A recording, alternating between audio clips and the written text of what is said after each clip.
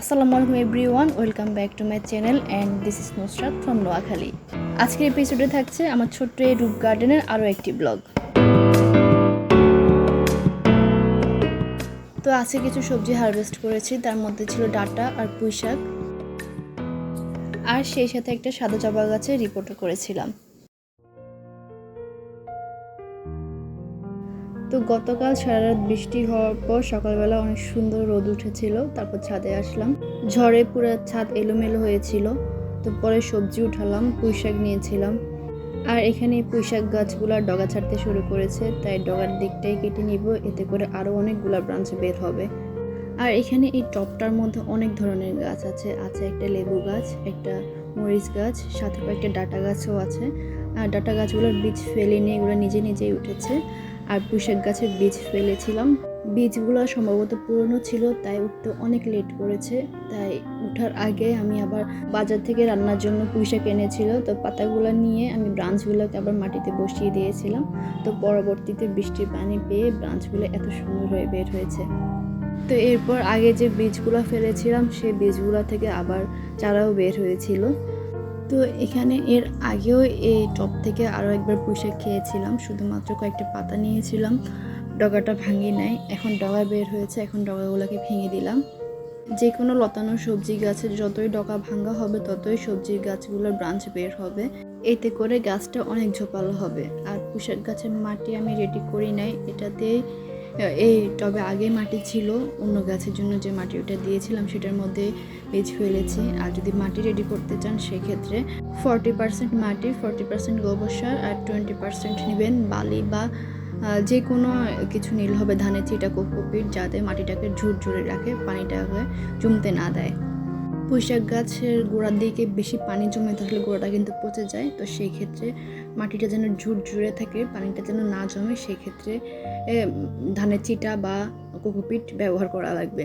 তো পুঁই শাক খুব বেশি নিব না, জাস্ট দুপুরে রান্নার জন্য কয়েকটা নিব। আর এখানে একটা মরিচ গাছ আছে, এই মরিচ গাছের গোড়ার দিকটা একটু হালকা করে দিব যাতে গোড়া একটু রোদ পায়। পুঁই শাক গাছগুলো এভাবে বাড়বে জানলে আগে এখানে দিতাম না, কারণ এখানে যে মরিচ গাছটা আছে এই মরিচ গাছটাকে পুরাই ঢেকে ফেলছে পুঁই শাকগুলো। তো সেজন্য মরিচ গাছের গোড়া যাতে একটু রোদ পায়, সূর্যের আলো পায়, ম্যাক্সিমাম পুঁই শাকগুলোই আমি এখান থেকে নিয়ে নেই। বাকি পাশে যেগুলো আছে ওগুলো জাস্ট ডগাটা ভেঙে দিচ্ছি। তো এই তো আর নেব না, এটাই হয়ে যাবে। আর এই পুঁই শাকগুলোকে যদি আমি বাড়তে দিতাম, না কাটতাম, পাতাগুলো কিন্তু আরও বড় হতো। যেহেতু মরিচ গাছটাকে জায়গা করে দিতে হবে তাই নিয়ে নিলাম।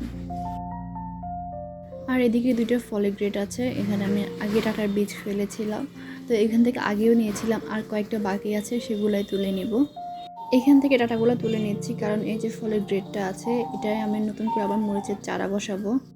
এই ফলের গ্রেডগুলোতে সবজি অনেক সুন্দর করে বড় হয়, এটাতে 2 থেকে 3টা মরিচের চারা বসানো যাবে, তাই এখান থেকে ডাঁটাগুলো তুলে ফেললাম, ফলের গ্রেডটাকে খালি করে দিব।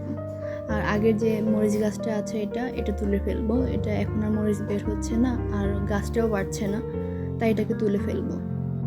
ওই গ্রেড থেকে 3-4টা ছিল, ওইগুলো তুলে ফেললাম। আর সাথে আছে এটা থেকে সবগুলো নিব না, যেগুলো বড় বড় হয়েছে, খাওয়ার মতো হয়েছে, সেগুলোই তুলে নিচ্ছি, আর বাকিগুলোকে জায়গা করে দিব।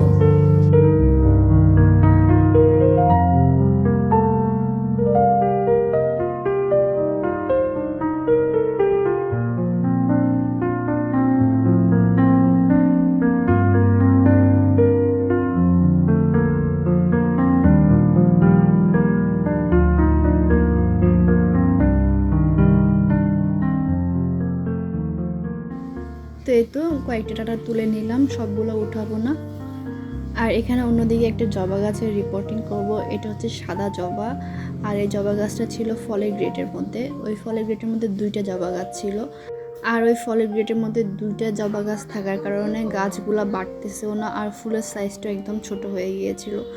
যখন সাদা জবাগুলো ফুটতো বড় সাইজের ছিল, দেখতে অনেক সুন্দর লাগতো, কিন্তু এখন একদম ছোট হয়ে গেছে, যার কারণে এগুলো রিপোর্ট করলাম।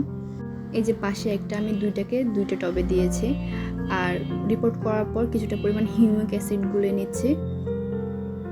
1 লিটার পানিতে মোটামুটি 1-2 চিমটি দিলেই হবে। তো ভালো করে গুলে নিয়ে আমি প্রত্যেকটা গাছের গোড়ায় দিয়ে দিচ্ছি। প্রত্যেকটা গাছ বলতে যে 2টা জবা গাছ রিপোর্ট করেছিলাম সেই 2টাই দিব, আর কয়েকদিন আগে 2টা বেলি ফুল গাছে রিপোর্ট করেছিলাম সেই 2টা বেলি ফুল গাছে দিচ্ছি। হিউমিক অ্যাসিড দেওয়ার কারণ হলো হিউমিক অ্যাসিড হলো গাছের জন্য একটা অনুখাদ্য, যেটা গাছকে বৃদ্ধিতে সাহায্য করবে। আর যেহেতু আমি রিপোর্ট করেছিলাম, রিপোর্ট করার সময় অন্য কোনো খাবার দেই নাই, শুধুমাত্র হিউমিক অ্যাসিডটাই ব্যবহার করেছি। তো এই তো আজকের জন্য আমার এই ছোট্ট রূপ গার্ডেনের ব্লগ এতটুকুই।